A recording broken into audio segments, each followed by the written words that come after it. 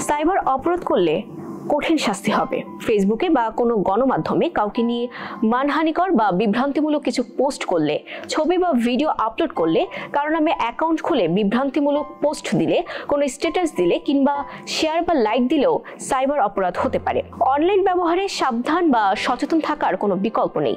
একটু অসচেতন হলেই ফেঁসে যেতে পারেন সাইবার অপরাধের দায়ে। জেনে হোক বা না জেনে, আপনি যদি অনলাইনে কোনো অপরাধ করেই ফেলেন তাহলে এর জন্য দিতে হবে কঠিন মাশুল। সাইবার অপরাধের বিচারে দেশে কঠিন আইন রয়েছে, যদিও আইনটি নিয়ে বিতর্ক রয়েছে। আর এই আইনের নাম হচ্ছে তথ্য ও যোগাযোগ প্রযুক্তি আইন 2006 সংশোধিত 2013। কাউকে ইলেকট্রনিক মাধ্যমে হুমকি দিলে, অশালীন কোনো কিছু পাঠালে কিংবা দেশবিরোধী কোনো কিছু করলে তা সাইবার অপরাধ হবে। আবার ইলেকট্রনিক মাধ্যমে হ্যাক করলে, ভাইরাস ছড়ালে কিংবা কোনো সিস্টেমে অনধিকার প্রবেশ করলে সাইবার অপরাধ হতে পারে।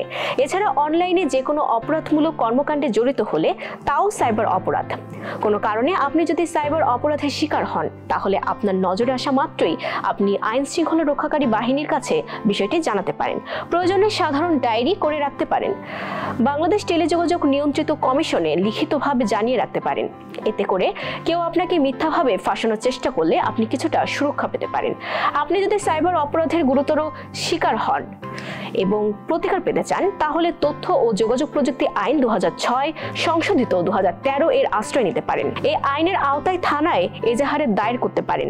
আপনার ওয়েবসাইট কেউ হ্যাক করলে, ফেসবুক বা অন্য যে কোনো মাধ্যম হ্যাক হলে এবং আপনার ব্যক্তিগত তথ্য কেউ চুরি করলে কিংবা অন্য কোনো অপরাধের শিকার হলে দেরি না করে কাছের থানায় জানিয়ে রাখা উচিত। যদি সাইবার অপরাধের অভিযোগে মিথ্যাভাবে ফেঁসে যান তাহলে আইন শৃঙ্খলা রক্ষাকারী বাহিনীর কাছে বুঝিয়ে বলতে হবে যে আপনি পরিস্থিতির শিকার। যদি আদালতে আপনাকে প্রেরণ করা হয় তাহলে আদালতে নিজেকে নির্দোষ প্রমাণের চেষ্টা করে যেতে হবে। যদিও এটা সত্য যে আইনের অনেক ফাঁকফোকর রয়েছে, যার ফলে এই আইনের অপব্যবহারও ঘটছে। তাই আইনের আশ্রয় নেওয়ার পাশাপাশি সচেতন হওয়া জরুরি।